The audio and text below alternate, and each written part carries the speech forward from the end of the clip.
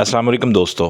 آج ہم ارغمغان حجاز میں موجود ایک ربائی جو مصور کے بارے میں ہے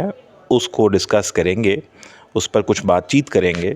علامہ اقبال اس ربائی میں فرماتے ہیں کہ تو ہے میرے کمالات ہنر سے، نہ ہو نو امید اپنے نقش گر سے، میرے دیدار کی ہے ایک یہی شرط کہ تو پنہا نہ ہو اپنی نظر سے۔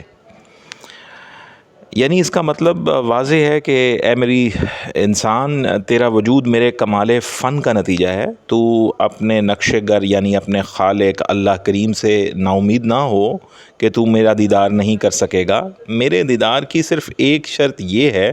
کہ تو اپنی ذات، اپنی خودی سے پوشیدہ نہ ہو، تو عرفان ذات حاصل کر لے، اپنی ذات کو پہچان لے۔ اس ربائی کے پہلے شعر میں اللہ نے اپنے آپ کو نقش گر یعنی مصور قرار دیا ہے، اپنے انسان کو اپنے فن یعنی تخلیقی فعل کا کمال کہا ہے، یعنی انسان خدا تعالیٰ کا شاہکار ہے۔ قرآن مجید میں اللہ تعالیٰ نے اپنے آپ کو مصور کہا ہے۔ ارشاد رحمانی ہے سورہ آل عمران آیت نمبر 6 میں کہ وہی تو ہے جو ارحام میں جس طرح چاہتا ہے تمہاری صورتیں بناتا ہے، اس غالب حکمت والے کے سوا کوئی عبادت کے لائق نہیں۔ اللہ انسان کو حکم دیتا ہے کہ وہ اس کے دیدار کے حصول سے نا امید نہ ہو، اگرچہ انسانی نگاہوں میں یہ مجال کہاں کہ وہ خدائی دیدار کر سکیں، تاہم انسان کی اس آرزو کو سراہا گیا ہے، اپریشیٹ کیا گیا ہے اور اسے نا امید ہونے سے منع کیا گیا ہے۔ اس سے قبل یہ بیان کیا گیا تھا ایک پچھلی ربائی میں کہ اس مادی دنیا میں دیدار الہی ممکن نہیں، جیسا کہ قرآن حکیم میں ہے کہ سورہ آل انعام میں آیت نمبر 104 میں کہ نگاہیں اس کا ادراک نہیں کر سکتی اور وہ نگاہوں کا ادراک کر سکتا ہے۔ اس ربائی کے دوسرے شعر میں انسان سے یہ کہا جا رہا ہے کہ دیدار خداوندی کی ایک شرط ہے، اور وہ شرط یہ ہے کہ انسان کی اپنی ذات اس کی نگاہوں سے پوشیدہ نہ رہے۔ دوسرے الفاظ میں سب سے پہلے انسان کو اپنی ذات کا عرفان حاصل ہونا چاہیے، پھر وہ عرفان الہی کا سزاوار ہو سکتا ہے، رازدار ہو سکتا ہے۔ جیسے مشہور قول بھی ہے کہ من عرف نفسہ فقد عرف ربہ، جس نے عرفان ذات حاصل کر لیا، اپنی ذات کو پہچان لیا، اپنی ذات کی گہرائی میں اور اس کی بلندی کو پا لیا، اس نے رب کی پہچان کر لی۔ دوستو، اس بات میں بڑا راز ہے کہ انسان کو اس کی اپنی ذات کی طرف اقبال کیوں متوجہ کر رہے ہیں، اپنی ذات کا عرفان حاصل کرنے کا درس کیوں دے رہے ہیں، یا انسان اپنے آپ کو پہچان لے تو وہ رب کی پہچان کا راز پا سکتا ہے، اس طرف اشارہ کیوں دے رہے ہیں؟ کیا ہم نے کبھی غور کیا ہے کہ ہم رب کی صفات اور رب کے اسماء گرامی اور رب کے افعال الہیہ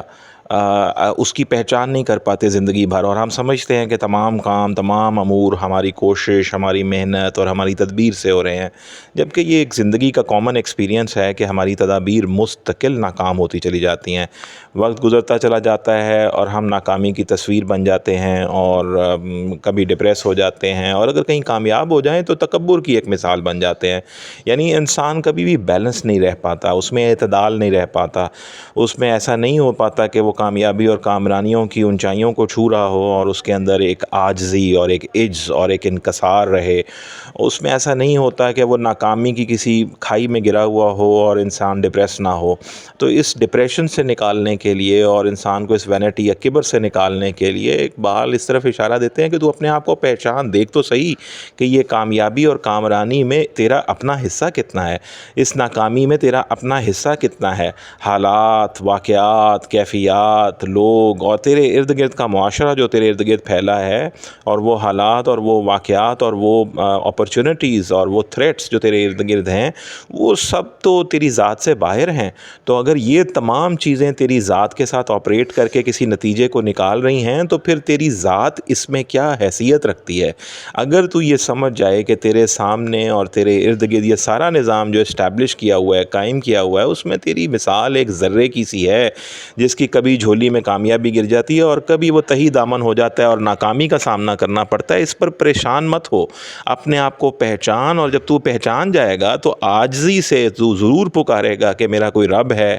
کوئی رب ہے جو ان اللہ علی کل شیء قدیر ہے، جو قادر ہے، جو ان حالات کو، ان واقعات کو چلاتا ہے، جو ارد گرد کے معاشرے کو جس نے میرے ارد گرد پھیلایا ہے، مجھے ایک خاص طرح کے سیٹ اپ میں پیدا کیا ہے، اور زندگی کبھی مجھ سے کچھ لے لیتی ہے اور کبھی زندگی میری جھولی میں وہ کامیابی ڈال دیتی ہے۔ اور اس سب کو اگر تو دیکھے گا اور اپنی بے ثباتی دیکھے گا، اپنی دیکھے گا کہ تو کس طریقے کے ساتھ آپریٹ کر رہا ہے، یعنی کہ تو اگر اپنے جسم کو بھی دیکھے تو دیکھے گا کہ یہ آنکھ خود بخود کام کر رہی ہے، تیرا اس کے اندر کوئی اپنا آپریشن نہیں ہے جو تو اپنی فیکلٹی کو خود یوز کرتا ہو، ورنہ اندھا اپنی آنکھ کو خود کیوں نہیں یوز کر سکتا، ایک گونگا خود کیوں نہیں بول پڑتا، ایک کان سے بہرا آدمی کیوں نہیں سن سکتا، اور پھر تیری خون کی گردش کیسے خود ہی رواں دواں ہے، تیری دل کی دھڑکن کیسے خود ہی چلتی چلی جا رہی ہے۔ ایسی صورت میں جہاں تو اپنے جسم کو خود کنٹرول نہیں کرتا، وہاں باہر کے واقعات اور باہر کے حالات کو تو کیسے قابو میں رکھ سکتا ہے؟ تو اپنے آپ کو پہچان، اگر تجھے اپنی پہچان ہو گئی تو پھر تو، اقبال کہتے ہیں کہ تو اس شعر کو سمجھ جائے گا اس بات کو کہ میرے دیدار کی ہے ایک یہی شرط کہ تو پنہا نہ ہو اپنی نظر سے، اگر تو اپنی نظر میں خود آ گیا، تیری نظر خود پر کھل گئی تو لازماً تو یہ جان جائے گا کہ یہ سب جو کھیل تیرے ارد گرد ہے، سب جہان جو تیرے ارد گرد ہے، یہ گل و بو کا راز کیا ہے، اور اللہ کا راز تیرے ہاتھ لگ جائے گا۔